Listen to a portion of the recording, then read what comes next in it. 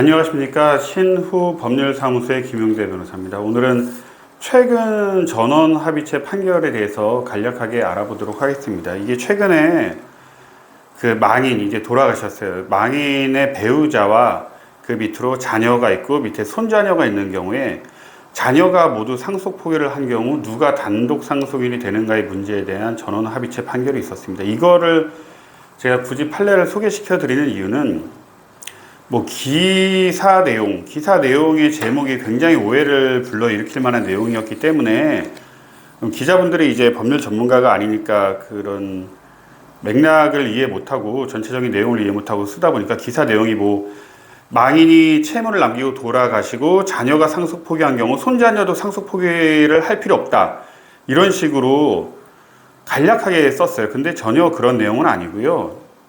이게 정확히 말씀드리면은 전혀 다른 문제입니다.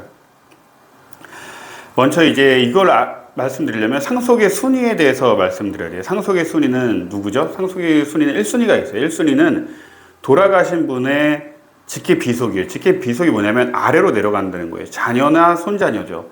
근데 먼저적으로 자녀가 상속을 받겠죠. 자녀가 상속받게 되면 손자녀가 상속받지는 않아요.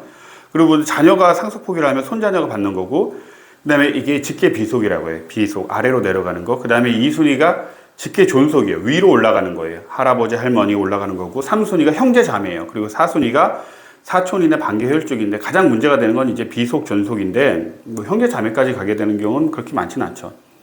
이제 배우자의 상속순위라는 게 있어요. 1003조에 배우자는 원칙적으로 특이해요. 직계 비속이 있으면 직계 비속과 공동 상속인이 되고, 그 다음에 직계 존속이 상속인이 된다. 그럼 직계 존속과 공동 상속인이 돼요. 이렇게 되고, 또 이것도 이제 간략하게 설명을 드릴게요. 상속 포기가 뭐예요? 상속 포기는 내가 상속을 안 받겠다 그러면 상속 개시된 때, 즉 망인이 돌아가셨을 때 소급해서 그 효력이 있는 거예요. 애초부터 상속인이 아니었던 것 같은 효과가 있는 거죠. 그래서 이게 문제가 뭐가 되냐면은, 배우자는 뭐예요? 직계 비속과 공동 상속인이잖아요. 망인이 돌아가셨어요. 망인의 자녀가 있어요. 자녀가 2명이 있어요. 배우자가 있어요. 그러면 여기서 공동 상속인이 어떻게 되죠? 자녀 2명하고 배우자가 되는 거예요. 3대 2대 2로 공동 상속인이 됩니다. 그럼 여기서 손자녀까지 있어요. 그리고 옛날에는 어땠냐면, 이게 자녀가 상속 포기를 해요. 자녀가 상속 포기를 하면 이게 직계 비속이니까 손자녀한테 내려가는 거예요. 손자녀랑 배우자가 공동 상속인이 됐어요. 3명이, 이렇게 3명이. 근데 이번에 전원합의체 판결이 나온 거예요. 전원합의체 판결이 망인의 배우자, 자녀, 손자녀가 모두가 있는 경우에 자녀가 모두 상속 포기를 하면 손자녀는 상속인이 안 된대요. 그럼 배우자만 단독 상속인이 된대요. 단독 상속인이. 이게 왜 그러냐? 1043조. 상속인이 수인인 경우에 어느 상속인이 상속 포기를 한 때에는 그 상속분은 다른 상속인의 상속분의 비율로 다른 상속인에게 귀속된다. 그러니까 1순위 공동상속인이 여러 명인 경우에 그 중에서 한 명을 제외하고 나머지를 상속 포기를 해요. 그럼 그 사람들이 상속받았을 비율이 나머지 한 명한테 다 간다는 거예요. 그러니까 아까도 처음에 말씀드렸듯이, 처음에 망인이 있어요. 망인의 배우자가 있고 자녀가 있고 손자녀가 있어요. 근데 원칙적으로 1순위 상속인은 누구죠? 배우자랑 직계 자녀예요. 손자녀는 아니에요. 배우자랑 직계 자녀 3명이죠. 그러면 여기서 자녀가 둘 다 상속 포기를 했으면 이 비율에 따라서 배우자한테 간다는 거예요. 만약에 자녀가 한 명만 상속 포기를 했어. 그럼 이 비율에 따라서 나머지 자녀 1명, 나머지 배우자한테 간다고 하겠죠? 이게 바로 1043조. 상속분은 다른 상속인의 상속 비율로 그 상속인에게 귀속된다라는 걸 중요하게 봐서 이번에 배우자만 단독 상속인이 된다는 거예요. 근데 옛날에는 직계 비속한테 내려간다고 그랬어요. 손자녀한테. 왜냐? 1000조에 상속에서 상속 순위는 직계 비속이라고 되어 있고, 배우자의 상속 순위는 직계 비속과 공동 상속인이다라고 되어 있어요. 그 배우자의 상속 순위는 뭐예요? 배우자의 상속 순위는 자녀와 공동 상속인이 아니고 직계 비속과 공동 상속인인 거예요. 그러면 자녀가 상속 포기를 해요. 그럼 상속 포기는 말씀드렸듯이 소급효가 있죠. 처음부터 없는 사람 취급하는 거예요. 그죠? 없는 사람 취급하면 손자녀가 있고 배우자가 있죠. 손자녀가 배우자가 공동 상속인이 돼야 된다는 거예요. 이게 법 조문을 1000조를 중심으로 보느냐 1043조를 중심으로 보느냐에 따라서 이렇게 해석이 갈라지는 거예요. 그래서 이렇게 해석이 갈라져서 옛날에는 자녀가 모두 상속 포기를 하면 손자녀랑 배우자가 공동 상속인이 돼야 된다라고 했었는데, 이번에 전원 합의체 판결로 아니다. 자녀가 상속 포기를 하면 손자녀까지 내려가지 않고 공동 상속인 중 한 명 배우자한테 모든 상속권이 옮겨간다라는 거예요. 이게 핵심이에요. 즉, 그 판례 문구에도 있어요. 그 대법원, 이런 판례 문구는 대법원 홈페이지 들어가면은 이제 최신 판례라고 해서 볼 수가 있습니다. 대법원 사건 번호는 2020 그 42예요. 2020년도에 이제 상고를 제기를 한 거겠죠. 이제 1심, 2심에서는 똑같이 그 손자녀가 상속을 받는다고 했는데, 이걸 판례를 변경했어요. 대법원에서. 결국은 판례 변경이라는 거는 입법의 미비. 법이 애매해.